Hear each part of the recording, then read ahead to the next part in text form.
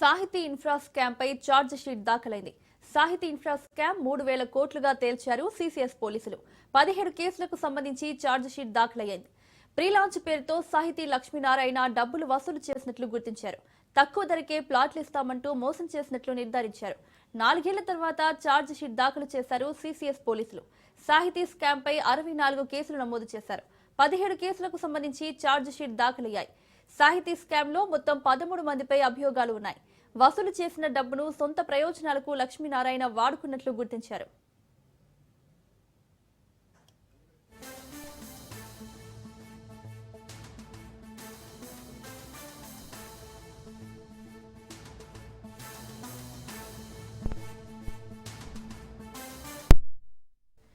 సాహితీ infra scam పై charge sheet దాఖలైంది.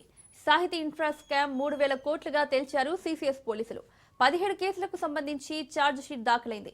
ప్రీలాంచ్ పేరుతో సాహితీ లక్ష్మీనారాయణ డబ్బులు వసూలు చేసినట్లు గుర్తించారు. తక్కువ ధరకే ప్లాట్లు ఇస్తామంటూ మోసం చేసినట్లు నిర్ధారించారు. 4 ఏళ్ల తర్వాత ఛార్జ్ షీట్ దాఖలు చేశారు సిసిఎస్ పోలీసులు. సాహితీ స్కామ్ పై 64 కేసులు నమోదు చేశారు. 17 కేసులకు సంబంధించి ఛార్జ్ షీట్ దాఖలయ్యాయి. సాహితీ స్కామ్ లో మొత్తం 13 మందిపై అభియోగాలు ఉన్నాయి. వసూలు చేసిన డబ్బును సొంత ప్రయోజనాలకు లక్ష్మీనారాయణ వాడుకున్నట్లు గుర్తించారు. ఇదే అంశానికి సంబంధించి మరిన్ని అప్డేట్స్ మా క్రైమ్ బ్యూరో చీఫ్ మధు అందిస్తారు. మధు, సాహితీ ఇన్ఫ్రా వల్ల ఎంతమంది మోసపోయారో మనమంతా కూడా చూసాం.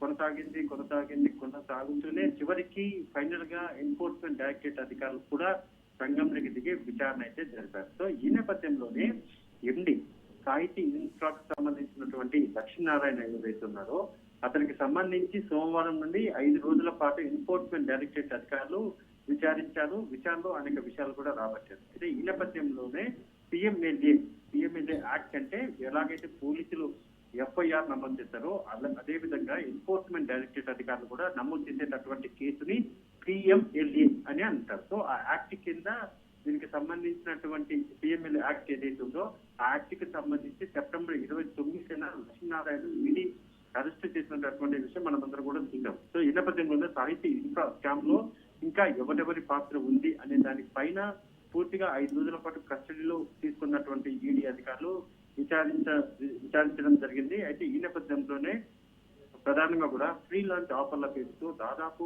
1,600 మంది కస్టమర్ల నుంచి 2,000 కోట్ల రూపాయలు వసూలు చేసినట్టుగా ఇప్పటికే ప్రాథమిక అంచనా అయితే ఉంది. సో ఈ నేపథ్యంలో ఫ్రీలాన్స్ పేరుతో ప్లాట్ల నిర్మాణం చేసి ఇస్తామని చెప్పి పలువురు వినియోగదారులు ఎవరైతే ఉన్నారో వాళ్ళ నుంచి 1,000 కోట్ల రూపాయల డబ్బులు అయితే వసూలు చేశారు ఈ సాహితీ ఇన్ఫ్రా. సో అలా వసూలు చేసినటువంటి డబ్బులతో ఒక్కసారిగా ఎంపీ లక్ష్మీనారాయణ పత్తా లేకుండా పోయారు. ఈ నేపథ్యంలోనే కేసులు నమోదయ్యాయి. ఈడీ ఎన్ఫోర్స్మెంట్ డైరెక్టరేట్ అధికారులు కూడా కేసు నమోదు చేసి విచారణ చేస్తారు. అయితే 2,000 కోట్లకు సంబంధించినటువంటి సాహితీ ఇన్ఫ్రా ఈడీ మనీ లాండరింగ్ చట్టం కింద కేసు ఎప్పుడైతే నమోదయ్యిందో అలా నమోదైనటువంటి కేసులో దర్యాప్తు జరుపుతున్నటువంటి అధికారులు అనేక కీలకమైనటువంటి విషయాలను అయితే రాబట్టడం జరిగింది. అయితే ఈ క్రమంలోనే ఆదివారం రాత్రి అధికారులు అదుపులోకి తీసుకున్న తర్వాత లక్ష్మీనారాయణ అదుపులోకి తీసుకున్న తర్వాత ఈ కేసుకు సంబంధించి ఫర్దర్ గా కావాల్సినటువంటి దర్యాప్తు ఏదైతుందో అందులో భాగంగా విచారించారు. అయితే ఫ్రీలాన్స్ పేరుతో వేలాది మంది నుంచి వసూలు చేసినటువంటి 1,000 కోట్ల రూపాయల డబ్బులు ఏవైతున్నాయో అవి ఎక్కడికి తరలించారు, ఏ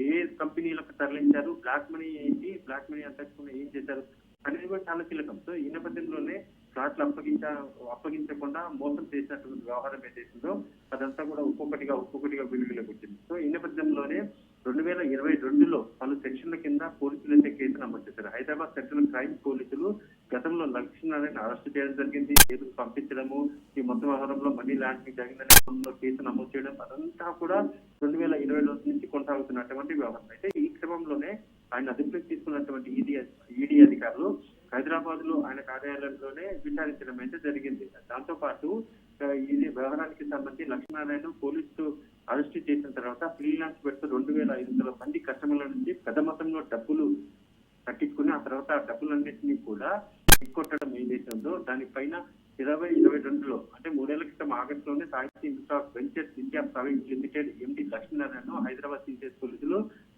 పోలీసులకి ఫిర్యాదు రావడం, ఆ తర్వాత దీనికి సంబంధించి కేసు కూడా నమోదైంది. అయితే ఈ ఏడాది డిసెంబర్ 2న ఎండి లక్ష్మీనారాయణ అరెస్ట్ చేసినటువంటి పోలీసులు మొత్తం కేసుకు సంబంధించినటువంటి ఛార్జ్ షీట్ ఏదైతే ఆ ఛార్జ్ షీట్ ను కూడా ఇప్పుడు దాఖలు చేయడం జరిగింది.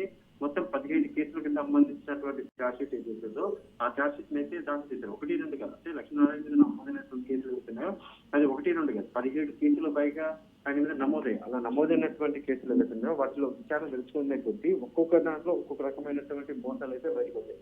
అలా వచ్చినటువంటి మోసాలు ఒకసారి మనం పరిశీలిస్తే పూర్తిగా కూడా మనీ లాండరింగ్, అదే విధంగా వసూలు చేసినటువంటి డబ్బులు ఏవైతే ఉన్నాయో ఆ డబ్బులని పూర్తిగా కూడా ప్రీ లాంచ్ పేరుతో జనాలను మోసం చేయడం. ఎవరైతే కస్టమర్స్ ఇంటి దగ్గర ఫ్లాట్ కొనడానికి వచ్చారో అలా కొనడానికి వచ్చినటువంటి వారిని మోసం చేయడానికి కావాల్సినటువంటి ప్రణాళిక ఏదైతే ఉందో ఆ ప్రణాళిక ముందుగానే రచించాడా, లేకపోతే ఇదంతా కూడా ఎలా చేశాడు అనేది కూడా చాలా కీలకం. అందులో భాగంగానే ఎన్ఫోర్స్మెంట్ డైరెక్టరేట్ అధికారులు విచారణలో అనేక విషయాలు బయటకొచ్చాయి. సిసిఎస్ పోలీసులు జరిపినటువంటి దర్యాప్తులు కూడా అనేక విషయాలు అయితే బయటకొచ్చాయి. ఇక్కడ ఒకటి, ఈడీ ఎందుకు ఎంటర్ అయింది, ఎన్ఫోర్స్మెంట్ డైరెక్టరేట్ అధికారులు, లా అండ్ ఆర్డర్ పోలీసులు అంటే హైదరాబాద్ సిసిఎస్ పోలీసులు కేసు నమోదు చేసినా సరే మళ్ళీ ఎన్ఫోర్స్మెంట్ డైరెక్టరేట్ అధికారులు ఎంటర్ అవ్వడానికి ఇక్కడ ప్రధానంగా కూడా మెయిన్ కారణం ఒకటి, భారతదేశానికి సంబంధించినటువంటి ఛానల్లో ఈ సాహితీ ఇంకా ఏదైతే ఉందో ఇది కూడా one of the most important case అవుతుంది. ఎందుకంటే 1-2 కాదు, 2,000 కోట్ల పైగా కూడా ఉన్నటువంటి స్కామ్ ఇది. సో ఆ స్కామ్ లో వసూలు చేసినటువంటి డబ్బులు ఏవైతే ఉంటాయో అంటే అది బ్లాక్ మనీ కావచ్చు, వైట్ మనీ కావచ్చు, అలా వసూలు చేసినటువంటి డబ్బులు ఏవైతే ఉన్నాయో ఎక్కడికి తరలించారు, ఎలా తరలించారు అనేది కావాల్సినటువంటి విషయం. ఒక్క సాహితీ ఒకటే కాదు, సాహితీ నుంచి లబ్ధి పొందినటువంటి కంపెనీలు కూడా ఇందులో అక్యూజ్డ్ పర్సన్స్ అవుతాయి కాబట్టి వాటి గురించి కూడా వివరాలన్నీ కూడా ఆలోచించారు.